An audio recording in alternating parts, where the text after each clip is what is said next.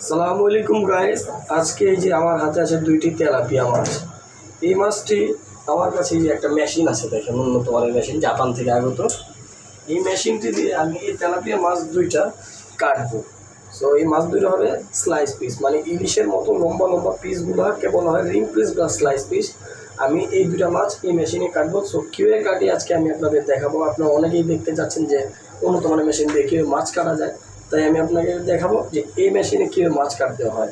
আর আমার চ্যানেলটির নাম হচ্ছে আকাশ ফিশ বুচার। অবশ্যই আপনারা আমার চ্যানেলটি সাবস্ক্রাইব করবেন এবং আমার পাশে থাকবেন, লাইক কমেন্ট করবেন।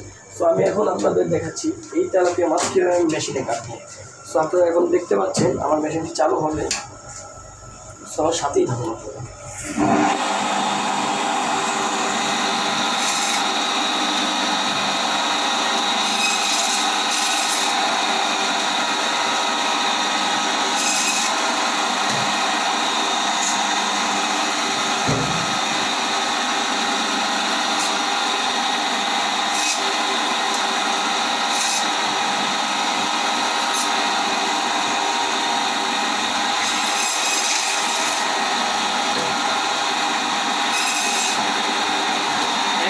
আমি এই মাছগুলো চিনব, চেনার পর আমি চেষ্টা করবো। এখন আমি এই মাছগুলো চিনছি, মাছগুলো চিনতে হয় আঁশটা করে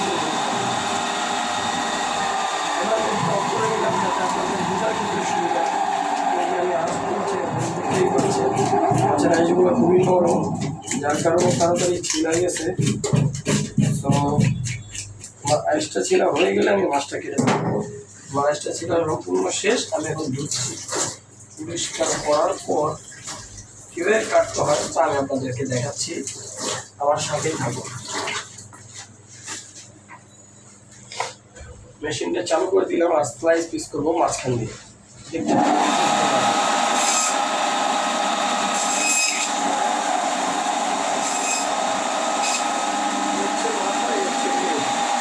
মাথাটা দুই ভাগ করে নিলাম।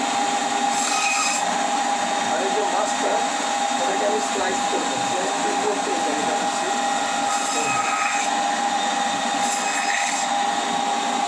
এটাকে বলা হয় স্লাইস পিস, যা ইলিশের মতো। আপনারা দেখতে পাচ্ছেন মাছটা কীভাবে কত সুন্দর হয়ে ইলিশের মতো পিস হয়ে গেল।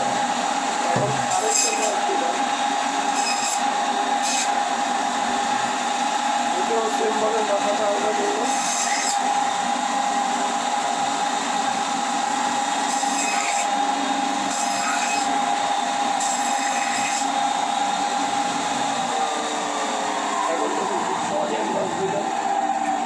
সহজেই মাছ দুটা স্লাইস করে নিয়েছি ইলিশের মতো পিস, আপনারা ভেজেই খেতে পারবেন এই মেশিনটা দ্বারা। তো আপনারা বুঝতেই পারছেন যে মাছকে স্লাইস করতে আগে আপনাদেরকে দেখিয়ে দেওয়া। তো আজকে আমার আর কোনো কাজ নেই, আমি যেহেতু আপনাদের মাছ কাটা দেখিয়ে দিয়েছি। আপনারা চাইলে আমার সাথে অবশ্যই এই মাছ কাটার মেশিন কোথায় পাওয়া যায় যোগাযোগ করতে পারবেন। আর কীভাবে কাটতে তাও আপনারা চাইলে আমার থেকে বুঝে নিতে পারবেন। তো আপনাদের যদি অবশ্যই ভালো লেগে থাকে আমার এই ভিডিওগুলো, আমার চ্যানেলটির নাম হচ্ছে আকাশ ফিশ বুচার। আপনারা অবশ্যই চ্যানেলটি সাবস্ক্রাইব করবেন এবং লাইক করবেন, শেয়ার করে আমার পাশে থাকবেন। ধন্যবাদ।